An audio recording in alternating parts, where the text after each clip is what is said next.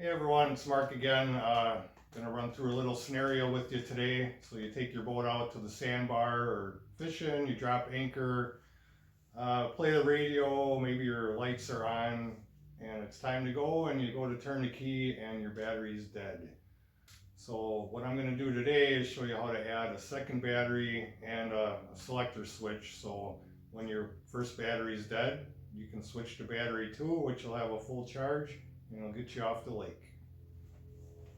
There's not a whole lot needed for this job. It can be tedious depending on where the switch is going, but obviously second battery. I'm gonna put a tray in to mount the second battery.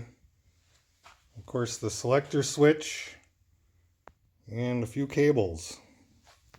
So a little about this selector switch. It's an Atwood, and the nice feature about this one is it's make before break. And what that means is if battery 2 is dead and you got to switch to battery 1 to get the boat started, you can start the boat on battery 1, and while the boat is running, you can switch to both. What that'll do is that'll charge both batteries.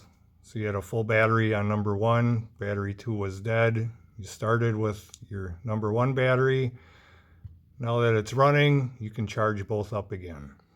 So I'll explain a little more what make before break means. A lot of older switches, when you're switching from one to both, you're actually cutting power before you get to both batteries.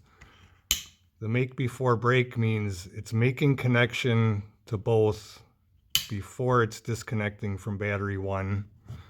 So it doesn't hurt to switch while the engine's running. On the older models, you'd lose a connection in between switching, you'd cut power to the engine, cut power to your electronics, and bad things can happen when you get power surges, especially on some of these newer electronics they have. So make sure you get a make before break model. It'll tell you in the description or on the box. That's a pretty important thing to have. One thing you cannot do while the boat is running is just switch to off. It'll probably cause a surge in your alternator, could do some damage. So make sure you shut your boat off before you switch the batteries to off. But while it's running, you can switch from 1 to both to 2, and it won't hurt anything. So I'll show you the back of this switch here. Most switches will have these 3 terminals. The other 2 are called field terminals. They're not needed in our scenario. So we'll just go back to the main 3. So you have a feeder terminal, that's going to be your positive to your engine. And then you're going to have battery 2 and battery 1. So your first battery, you have a positive coming from here to your battery. Your second battery, positive from here to the battery. So when you're switching them, it's either making a connection between battery 2 and the feeder, or battery 1 and the feeder, or if you have it in both, you have both terminals making the connection to the feeder terminal. So now to the boat. I'll show you what the plan is here. If you look down here, we'll see our existing battery. Did some measuring, there should be room for 2. So I'll slide this one over, put the second one next to it. And then I'm actually just going to go right above it to this panel and mount the switch there. So the cables that came with the switch should be long enough, hopefully. Let's start taking this apart and rearranging things. So I got the old battery out, did some rearranging, got them both to fit in there, so both trays are mounted. Next we'll probably hook up the switch. I took the panel out that it was getting mounted to. I'm going to just mount that on the workbench. But I'll show you the next step in a second. Here's my switch again. I got my 2 leads on for battery 1 and battery 2. I'm just going to do this on the workbench. I can't mount it permanently until everything's hooked up, but I'm going to pre-drill some holes. So when I do mount it, right where it's going to go. I did test fit this while it was in there to make sure it's out of the way of the poles he has here. And I'll get this mounted and put the panel back in.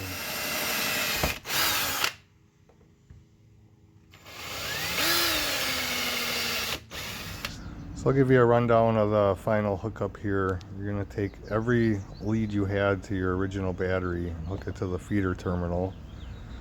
Then you'll decide what battery 2 is, run your feed from terminal 2 to battery 2. Then you'll take battery 1 and hook that to terminal 1. So all your grounds can hook to one battery.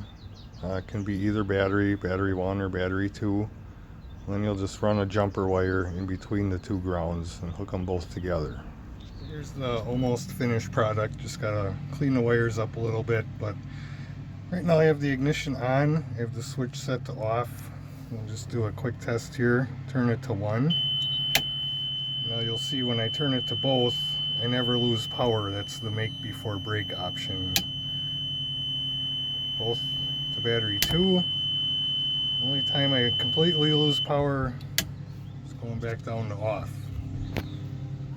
So here's the finished product. It's not too bad of a job, just depends on where your batteries are and how easily accessible they are.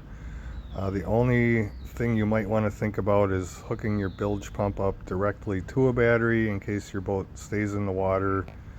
Then you can turn your batteries off and your bilge will still kick on if need be. But other than that, pretty straightforward, and thanks for watching. We'll see you next time.